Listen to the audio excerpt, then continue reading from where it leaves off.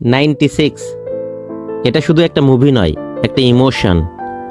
School লাইফের একজোড়া প্রেমিক প্রেমিকার গভীর প্রেম নিয়ে একটা সাদামাটা প্রেম কাহিনী তৈরি হলেও দীর্ঘ 22 বছর পর স্কুলের রিইউনিয়নে তারা পুনরায় মিলিত হলে তাদের না পাওয়া ভালোবাসা একে অন্যকে জাহির করার মধ্যে যে ডিলেমা তৈরি হয়, সেটাই সিনেমাকে একটা কাল্ট ক্লাসিক মুভিতে রূপান্তর করে দিয়েছে। গ্যারান্টি দিয়ে বলতে পারি, যারা সিনেমা লাভার হয়েও এই মুভিটি দেখেননি তারা 10 বছরের মধ্যে সবথেকে রোমান্টিক মুভিটাই মিস করেছেন। IMDbতে 8.5 আউট অফ 10 আর রোটেন টমেটোতে 89% ফ্রেশ এই মুভিটি অসংখ্য অ্যাওয়ার্ড পাওয়ার পাশাপাশি all time 150 cult Indian films এর লিস্টে ঢুকে পড়েছে। ফ্রেন্ডস, হাতে টিস্যু পেপার নিয়ে বসে পড়তে পারেন বিজয় সেতুপথী আর তৃষা কৃষ্ণানের অসাধারণ রোমান্স দেখার জন্য। সিনেমাতে যাদের নাম রাম আর জানু। এখন সিনেমার দিকে নজর দেওয়া যাক। সিনেমার শুরুতেই একজন ট্রাভেল ফটোগ্রাফারকে দেখানো হয়, যে কিনা তার স্টুডেন্টদের ফটোগ্রাফি দেখাচ্ছে। এই মধ্যবয়সী ভদ্রলোকটাই এই সিনেমার হিরো, যার রিয়েল নাম বিজয় সেতুপথী আর মুভিতে তার নাম কে রামাচন্দ্রন অর্থাৎ রাম। ফটোগ্রাফি শেষ করে টিচার তার একজন মেয়ে স্টুডেন্টকে দিয়ে তার গাড়ি চালাতে বলে, নিজে একটু রেস্ট নেওয়ার জন্যে। কিছু দূর পর গাড়িটি তার নিজ এলাকাতে ঢুকে পড়ে, অর্থাৎ যেখানে হিরো জন্মগ্রহণ করে। গাড়ির ভেতর থেকেই সে তার স্টুডেন্টকে নিজ এলাকা সম্পর্কে বলতে থাকে, কিন্তু চোখ আটকে যায় একটা পুরাতন ব্রিজ দেখে। আমার না, হিরোর। সে কিছুটা ইমোশনাল হয়ে পড়ে। আপনারাও এই ব্রিজটিকে মাথার মধ্যে গেঁথে নিন। সামনে খুব রোমান্টিক একটা সিন এই ব্রিজের উপরই দেখতে পাবেন। কিছুক্ষণ পর একটা স্কুলের সামনে গাড়িটি থামে। একজন গার্ডকে স্কুল গেটের সামনে চেয়ারে ঘুমাতে দেখা যায়। রামের মাথায় ছোটবেলার দুষ্টুমির ভূত চেপে বসে, তাই সে তার স্টুডেন্টকে গাড়িটি জোরে চালিয়ে গেটম্যানের সামনে থামাতে বলে, একটু ভয় দেখানোর জন্যে।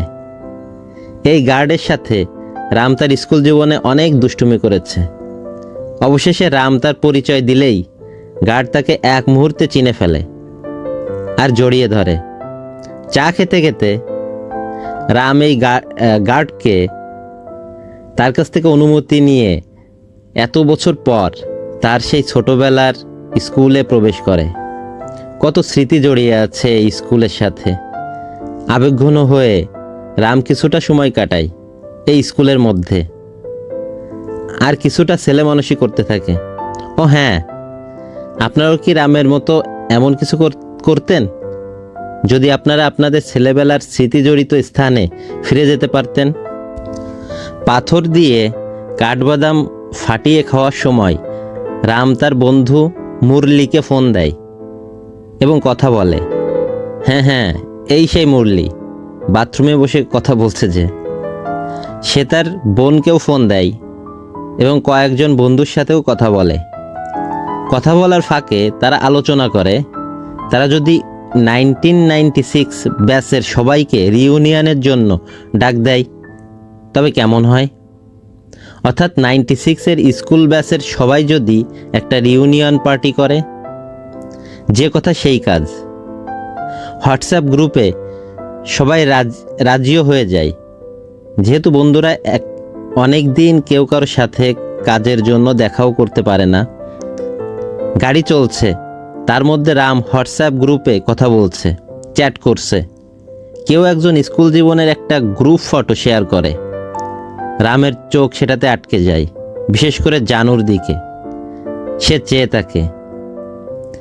এই বাচ্চা মেয়েটি আর কেউ নয়, তার ছোটবেলা অর্থাৎ স্কুল লাইফের প্রেমিকা আর এই সিনেমার নায়িকা।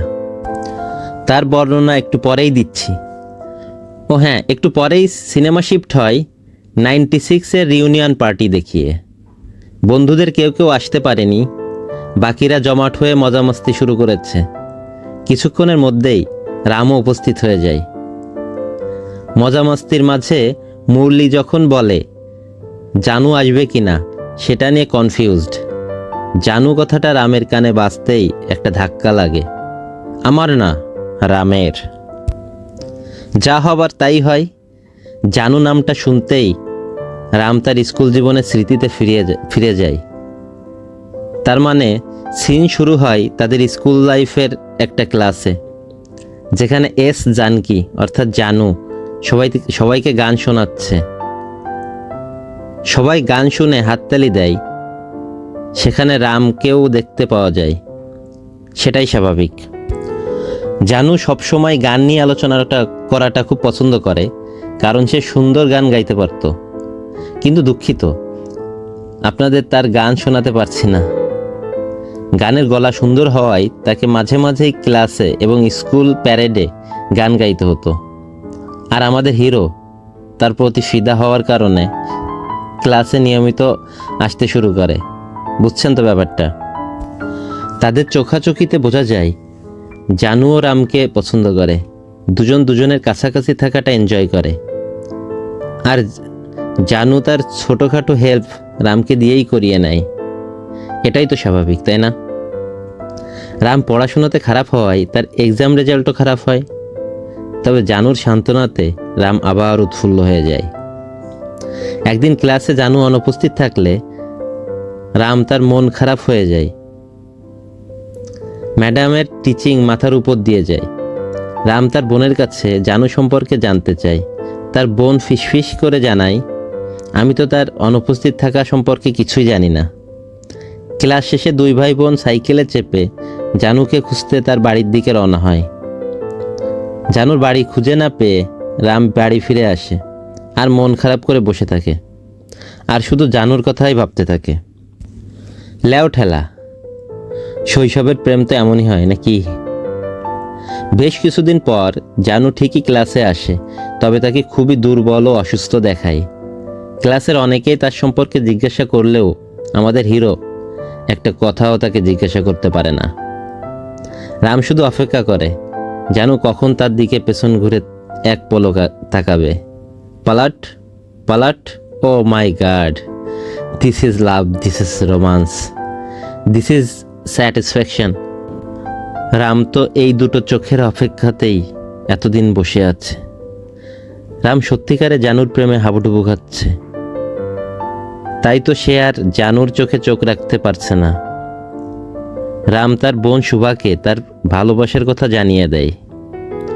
আস্তে আস্তে অন্যরাও বুঝতে পারে প্রেমের কথা কি আর চাপা থাকে। এক সময় জানু রামকে ডেকে জানিয়ে দেয়, দেখো এর জন্য যেন পড়াশোনার কোনো ইফেক্ট না পড়ে, মনোযোগ দিয়ে পড়াশোনা করবে, বুঝলে? আপনারা কি বুঝছেন কিসের কথা বলছে জানু? একেই বলে কেয়ারিং গার্লফ্রেন্ড। আপনাদের কি মনে হয়? এনিওয়ে, জানু বুঝতে পারে রাম তাকে প্রপোজ করতে চায়, কিন্তু ভয়ে পারছে না। তাই সে নিজেই রামকে বলে, কিছু বলতে চাও? বাট রাম কিছুই বলতে পারে না। পরের দিন ক্লাসে টিচার জানুকে ডেকে একটা গান গাইতে বলে।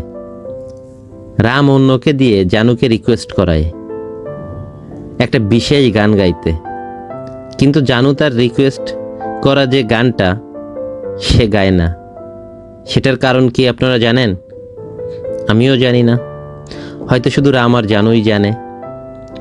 জানুর বার্থডেতে যেন সবাইকে চকলেট বিতরণ করে। রামকেও চকলেট দিতে গেলে সে ইতস্তত বোধ করে, তার হার্ট কম্পন শুরু হয়। জানু তার বুকে হাত রাখলেই ধড়াম, রাম সেন্সলেস হয়ে পড়ে। জানু বুঝতে পারে না কেন এমন হলো, কিন্তু রাম তো জানে জানুর স্পর্শের পাওয়ার কতটা। ও হ্যাঁ, আপনাদের সাথেও কি কখনো এমন হয়েছে? কমেন্ট বক্সে জানিয়ে দিতে পারেন। তাদের রোমান্টিক স্কুল লাইফটা এভাবেই কাটছিল। তাই বলে কি এক্সাম হলেও একে অন্যকে এইভাবে লুক দিতে হবে? কি জানি, ওরাই ভালো জানে। এক্সাম শেষে 2 মাসের ছুটি পড়ে যায়। এক্সাম শেষ করে তারা দুজনে 2টা সাইকেলে করে বের হয়। কি জানি কি হবে এখন। তারা সাইকেলে করে একটা ব্রিজের উপর এসে থামে। মনে আছে তো এই ব্রিজটার কথা? হ্যাঁ, এটাই সেই ব্রিজ। 22 বছর পর গাড়ির ভেতর থেকে রাম এই ব্রিজ দেখে ইমোশনাল হয়ে গেছিল। জানু তার থেকে বিদায় নিলেও রাম এখনও তার সামনে একটা কথাও বলতে পারে না। রাম হাদারামের মতো দাঁড়িয়ে থাকলে জানু আবার ফিরে আসে আর রামের উপর কলমের কালি ছিটিয়ে দেয় আর বলে, আমাকে ভুলে যেও না। ও মাই গড, কত বড় কথা। রাম শুধু মুচকি হাসে। জানু আবার ফিরে আসে এবং বলে, হ্যাপি হলিডেজ, তারপরে চলে যায়। এখন সিন শিফট হয় আবারও সে রিউনিয়ন পার্টিতে। রাম লুকিয়ে কারো অপেক্ষা করছে মনে হয়। আপনারা কি গেস করতে পারছেন কার জন্য এই অপেক্ষা? ইয়া রাইট, রামের বন্ধুরাও বুঝে যায় জানুর জন্যই রামের এমন অদ্ভুত আচরণ। কারণ জানু সিঙ্গাপুর থেকে এসে এই পার্টিতে জয়েন করার কথা। আপনারাও জেনে গেলেন জানু এখন সিঙ্গাপুর থাকে, কিন্তু আর বেশি কিছু জানাতে পারছি না, কারণ আগেই সব বলে দিলে মজাটাই মাটি হয়ে যাবে। এরই মধ্যে জানুর এন্ট্রি হয় একটা হোয়াইট কারে চেপে। ইয়েলো ড্রেসে তৃষা কৃষ্ণান অর্থাৎ জানুকে যা লাগছিল না, যে কোনো ছেলের হার্টবিট বেড়ে যাবে। জানু সবার মাঝে উপস্থিত হয় ঠিকই, কিন্তু তারও চোখ যেন বিশেষ কাউকে খুঁজছে। হ্যাঁ, ঠিকই ধরেছেন, সেই ছেলেবেলার প্রেম, ফার্স্ট লাভ। এখনও তো তাকেই খুঁজবে চোখ। বন্ধুরাও বুঝতে পেরে একজন রামকে ডেকে আনতে যায়, কিন্তু রাম জানুর সামনে আসতে চায় না। রাম এই পার্টিতে এসেছে শুনে জানু স্তব্ধ হয়ে যায়। কারো কথাই কোনো খেয়াল না দিয়ে জানু রামের দিকে ছুট লাগায়। আর সিন আবার স্কুল লাইফে শিফট হয়ে যায়। স্কুল ভ্যাকেশন শেষ হলে জানু স্কুলে আসে, কিন্তু সে কোথাও রামকে খুঁজে পায় না। জানু রামকে দেখতে না পেয়ে খুবই স্যাড হয়ে পড়ে। তারপর তারা স্কুলের রেজিস্টার খাতা দেখে জানতে পারে যে রাম এই স্কুল থেকে ট্রান্সফার নিয়েছে। সে অন্য কোথাও চলে গেছে। ও মাই গড। দুই বন্ধু রামের বাড়ি গিয়ে জানতে পারে রামের বাবা অনেক টাকা দেনা হয়ে গেছিল, তার জন্য এই বাড়ি বিক্রি করে সবার ধার শোধ করে রাতের আধারে কাউকে না জানিয়ে তারা চেন্নাই চলে গেছে। এ কথাগুলো শুনে জানুর মাথায় যেন একদম আকাশ ভেঙে পড়ে। সে একদমই ভেঙে পড়ে। সে ভাবতে থাকে সব কিছুই শেষ হয়ে গেছে, তাই সে অনেকটা ডিপ্রেশনে চলে যায়। সিন আবার সেই পার্টিতে শিফট হয়। জানু রামের সামনে যেয়ে দাঁড়ায়। রামকে ইতস্তত দেখে জানু আগের মতোই তার বুকের উপর হাত রাখলেই এই ধড়াম, আবার সেন্সলেস। রাম তার সেন্স ফিরে পেলে সবাই টেবিলে বসে আলোচনা শুরু করে। এই প্রথম জানতে পারি জানু এখন বিবাহিত এবং তার একটা কন্যা সন্তানও আছে। ইসরে, আফসোস। এনিওয়ে, রাম জানুর জন্য খাবার নিয়ে আসে আর শুধু দুজনেই টেবিলে অবস্থান করে। অন্যরা দূর থেকে একে অন্যের সাথে বলাবলি করে। ওদের প্রেম কাহিনী যেন আবার আগের মতো শুরু না হয়ে যায়, কারণ জানু বিবাহিত, তাছাড়া তার একটা বাচ্চাও আছে। জানু অর্ধেক খাওয়া খাবার রামের দিকে এগিয়ে দিলে রাম পরম যত্নে সেই খাবারটা একটা স্পুন দিয়ে খেতে শুরু করে। Pure love story. Pure love story বোধহয় এমনই হয়। স্টেজে জানু কিছু বলার জন্য ওঠে, তবে তাকে গান গাইতে রিকোয়েস্ট করা হলে সে গান শুরু করে, কিন্তু রামের পছন্দের গান সে আজও গায় না। পার্টি শেষ হয় 96 সংখ্যায় বানানো কেক কাটার মধ্য দিয়ে। তারপর সবাই একসাথে ফটো তোলা, একজন অন্যজনের দিকে লুকিয়ে তাকানো। ওই হ্যালো, আমি রাম আর জানুর কথাই বলছি। পার্টি থেকে সবাই বিদায় নিলে 5 জন ক্লোজ ফ্রেন্ড এক সারিতে বসে থাকে। তারপর 5 জন একটা কফি বারে বসে কফি খায় আর কথা বলে, একে অন্য সম্পর্কে খোঁজখবর নাই, এইসব আর কি। জানু কাল সকালের ফ্লাইটে সিঙ্গাপুর ব্যাক করবে। সবাই জানুর মেয়ের ফটো দেখে, রামও দেখার সুযোগ পায়। কথায় কথায় জানু জানতে পারে রাম এখনও বিয়ে করেনি। আফসোস, রাম বিয়ে করেনি এই প্রশ্ন করলে জানু কোনো উত্তর পায় না। আমরা তো জানি রাম কেন বিয়ে করেনি। জানুও বুঝে যায় ব্যাপারটা। রাম আর জানু শুভাকে বাড়িতে ড্রপ করে দুজনে জানুর হোটেলের দিকে রওনা হয়। রাস্তায় জানু বারবার জিজ্ঞাসা করে, রাম, তুমি কেন এখনো বিয়ে করনি? রাম সঠিক কোনো উত্তর না দিলে জানু রেগে তার হোটেলে চলে যায়। জানু রাগ করে হোটেলে চলে আসে ঠিকই, কিন্তু তার মন মানছে না। শুধু তার রামের কথাই মনে হতে থাকে। তাই সে রামকে ফোন দিয়ে জিজ্ঞাসা করে, তুমি কি চলে গেছো? কত দূর গেছো? রাম বলে, তুমি যেখানে আমাকে ছেড়ে গেছিলে আমি ঠিক সেখানেই দাঁড়িয়ে আছি। কিছু কি বুঝলেন? এটাই ভালোবাসা। জানু হোটেল থেকে নেমে রামের কাছে আসে আর তাকে অভিমানে মারতে থাকে। তারপর গাড়িতে দুজন বেরিয়ে পড়ে। জানুর কথা মতো তারা প্রথমেই একটা সেলুনে ঢোকে। জানু বারবারকে বলে তাকে ক্লাস 10-এর বাচ্চার মতো হেয়ার কাট করে দিতে। রাম একথা শুনে লজ্জা পেয়ে যায়। তবে চুল দাড়ি কাটার পর এই প্রথম আমাদের হিরোকে একজন রোমান্টিক হিরো মনে হচ্ছে। রোমান্সের একটা দৃশ্যও এখানে দেখা যায়। বেশ সুইট, তাই না? জানু দুষ্টুমি করে রামকে প্রশ্ন করে, তুমি কি এখনো ভার্জিন? আপনারা ভার্জিনের মানে জানেন তো? না জানলে নাই, আমিও জানি না। রাম লজ্জা পেলেও উত্তর দেয়, হ্যাঁ আমি ভার্জিন। জানু এত বয়সেও ভার্জিন থাকার কারণ জানতে চাইলে রাম বলে, আমি বাজরঙ্গী বলির ভক্ত। জানু আবার জিজ্ঞাসা করে, এতদিনেও তুমি কারো প্রেমে পড়নি? রাম বলে, একটা মেয়ে তাকে পছন্দ করত, তবে সে পাত্তা না পেয়ে অন্য কাউকে বিয়ে করে নিয়েছে। জানু তখন একটু সিরিয়াস হয়ে রামকে বলে, জানো রাম, আমি স্কুল, কলেজ, এমনকি আমার বিয়ের পিঁড়িতেও তোমার অপেক্ষা করেছি। তুমি আসবে আর আমাকে উঠিয়ে নিয়ে যাবে, কিন্তু তুমি তখনও আসনি। রাম উত্তর দেয় না। জানু হোটেলের সামনে গেলে রাম বলে, তোমার কলেজে আমি একদিন গেছিলাম, তোমাকে একটা চিরকুটও পাঠিয়েছিলাম, কিন্তু তুমি ওই মেয়েটাকে ইনসাল্ট করে দিয়েছিলে। আমি ভেবেছিলাম এই 3 বছরে হয়তো তুমি আমাকে ভুলেই গেছো, তাই আমি ফিরে গেছিলাম। জানু এই কথা শোনা মাত্রই অবাক হয়ে যায়, আর কোনো কথা না বলে সে হোটেলে চলে যায়।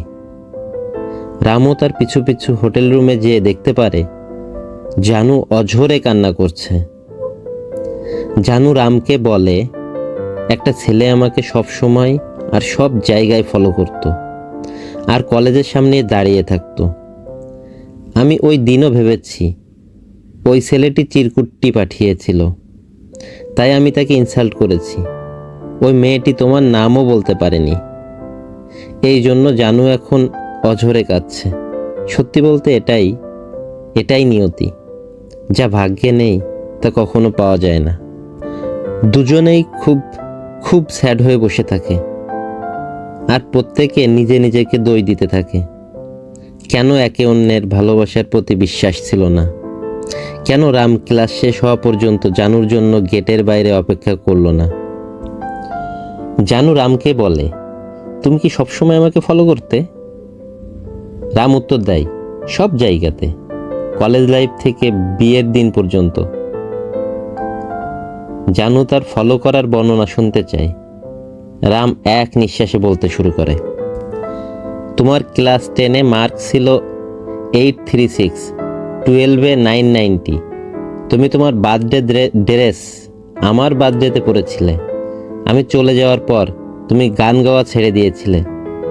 তুমি লিটারেচার পড়তে চেয়েছিলে, কিন্তু তোমার বাবা বিএসসি কম্পিউটার সায়েন্সে ভর্তি করে দেয়। সেজন্য তুমি 2 দিন কোনো খাবার খাওনি। এই কথা তোমার বাবা জানতো না, কিন্তু আমি জানি।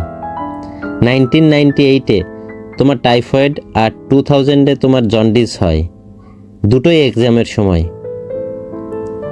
মনে আছে তোমার কলেজে পড়াকালে তোমাকে একটা কোকড়ানো চুলওয়ালা ছেলে ডিস্টার্ব করতো? তাকে আমি মেরে হসপিটালে পাঠিয়েছিলাম। তুমি তোমার কলেজ অ্যানুয়াল ডেতে ফার্স্ট টাইম একটা ডার্ক ব্লু কালারের শাড়ি পরেছিলে।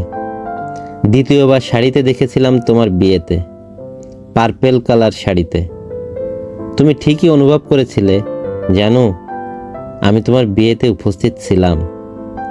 আমি ভিড়ের মধ্যে এক কোনায় দাঁড়িয়েছিলাম, সহ্য না করতে পেরে চলে গেছিলাম আমি।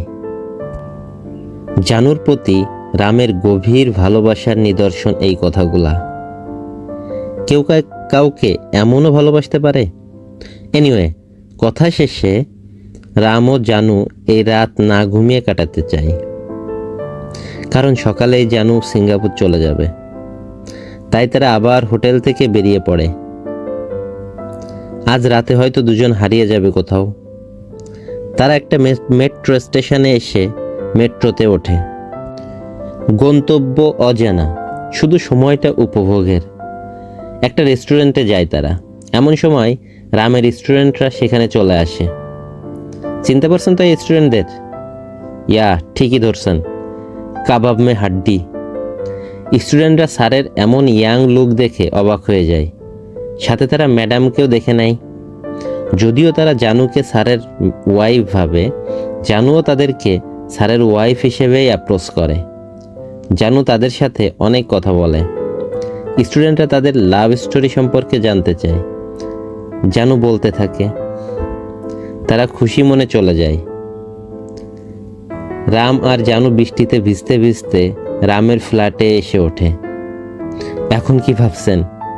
সামনে কি হতে চলেছে? ভাবতে থাকুন আর দেখতে থাকুন। জানু ভেজা ড্রেস বাথরুমে ঢুকে চেঞ্জ করে আর রামকে সেগুলা শুকাতে দিতে বলে। তারপর জানু রামের একটা শার্ট পরে। অসাধারণ লাগছে কিন্তু জানুকে। রাম 2 কাপ চা বানিয়ে আনে। রাম চায়ে চুমুক দেওয়ার সময় জানু তাকে বলে, আমার একটা অনুরোধ রাখবে? তুমি বিয়ে করে নাও, এভাবে জীবন চলতে পারে না। রাম বরাবরের মতোই কোনো উত্তর দেয় না। জানু দুজনের জন্য খাবার বানিয়ে নিয়ে আসে। তারা খেতে বসলে কারেন্ট চলে যায়। অন্ধকারে রাম প্রদীপ আনতে গেলে জানু একটা গান শুরু করে। হ্যাঁ হ্যাঁ, সেই গানটাই। রাম বারবার রিকোয়েস্ট করলেও যে গান সবার সামনে এতদিন গায়নি, আজ নিজের ইচ্ছাতে গাইল সে গান। গানটা হয়তো তার স্পেশাল মানুষের জন্য আর স্পেশাল দিনের জন্যই তুলে রেখেছিল। রাম একটা পুরাতন আদিকালের বাসি হয়ে যাওয়া বাক্স বের করে, মানে যেটা কিনা বাপদাদার আমলে নাকি তারও আগের আমলের, যাই হোক, তার মধ্যে সে পুরাতন শার্ট, জানুর দোপাট্টা, ডায়েরির ভেতর রাখা একটা গোলাপ ফুল, যদিও গোলাপ ফুলটা শুকিয়ে গেছে। রাম জানুর জন্য একটা কবিতা লিখেছিল। জানু সেই কবিতা শোনে। একটু পরেই তারা হোটেলের জন্য রওনা হয়। আর কিছুক্ষণ পরেই জানুর ফ্লাইট। হোটেল রুমে ড্রেস চেঞ্জ করে এয়ারপোর্টের উদ্দেশ্যে রওনা হয় তারা। গ্যারান্টি দিয়ে বলতে পারি, জানুর হাতের উপর রাম তার হাত রেখে গাড়ির গিয়ার চেঞ্জ করার দৃশ্য যে কোনো প্রেমিক পুরুষের হৃদয়ে তোলপাড় সৃষ্টি করবে। কেন জানি মনে হয় জানুর রামকে ছেড়ে দিতে ইচ্ছা করছে না। জানুর চোখে মুখে সেটা পরিষ্কার ফুটে ওঠে। এয়ারপোর্টের সিকিউরিটি গেটের সামনে দাঁড়িয়ে জানু বলে, আর কিছুক্ষণ দাঁড়াও রাম। জানু জানে রামকে ভেতরে যেতে দেবে না, শুধুমাত্র প্যাসেঞ্জাররা ভেতরে যেতে পারবে। কিন্তু জানু জানতো না যে রাম আগে থেকেই তার নিজের জন্য একটা সিঙ্গাপুরের টিকিট কেটে রেখেছে। যদিও রাম সিঙ্গাপুর যাবে না, শুধু জানু একাই যাবে। আর কারণটা কি আপনারা তো বুঝতেই পেরেছেন। হ্যাঁ, জানুর সাথে আর কিছুক্ষণ সময় কাটানোর জন্যে। এই না হলে কাল্ট ক্লাসিক মুভি। তারা দুজনেই ভেতরে প্রবেশ করে। সিঙ্গাপুরের টিকিট দুজনের হাতে থাকলেও যাবে একজনই, সে হলো জানু। রাম জীবনে কখনো জানুর চোখে চোখ না রাখলেও আজ রাখে, শেষ সময় রাখে। জানুই এখন রামের চোখে চোখ রাখতে পারছে না। দুজনেই অশ্রুসিক্ত চোখে বিদায় নেয়। এ বিচ্ছেদ কি শুধু আমাদের হিরোর, নাকি প্রত্যেকটা ব্যর্থ প্রেমিকের? মুভির লাস্ট সিনে দেখা যায় রাম তার ফ্ল্যাটে জানুর রেখে যাওয়া ড্রেসের দিকে তাকিয়ে আছে, আর পরম যত্নে সেই ড্রেসগুলা রেখে দিচ্ছে সেই পুরাতন বাক্সে। আপনাদের চোখও অশ্রুতে ভিজে যায়নি তো? বলে রাখি, ভুল ত্রুটি মার্জনীয়। ভালো লাগলে লাইক, কমেন্ট, সাবস্ক্রাইব করে যেতে পারেন। ধন্যবাদ।